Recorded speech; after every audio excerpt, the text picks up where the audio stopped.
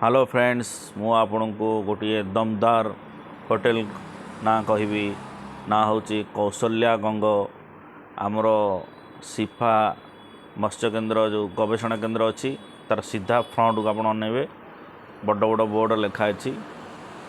आमर बढ़िया होटेल साधा आमिष दी प्रकार जिनस मिलूँ आपण आउ थे देखी दिंतु भलकि होटेल बोर्ड को देखी दिंतु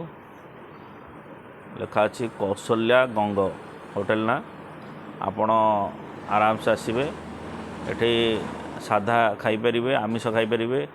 देखु भात साधार रोचे भात डाली चिप्स आलू पटल तरकारी गोटे बैगण आलू चकड़ा ता सहित गोटे बुट तरकारी देइछंती आउ आमिष आपण माछ मटन जहाँ खाईपर से सुविधा अच्छी आ गोटे भल जिनस यूज एंड थ्रो थाली आपन को देवे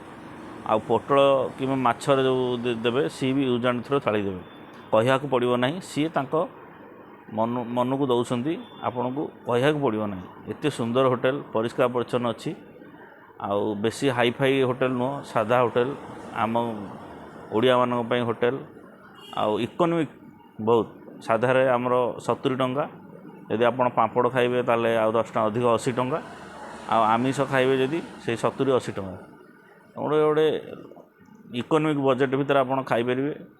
पानी लुण सब सुविधा अच्छी देखु होटेलटा को भल परिष्कार परिच्छन्न देखा पुणी कहूँ देखु सिफार सीधा फ्रंट होटेल है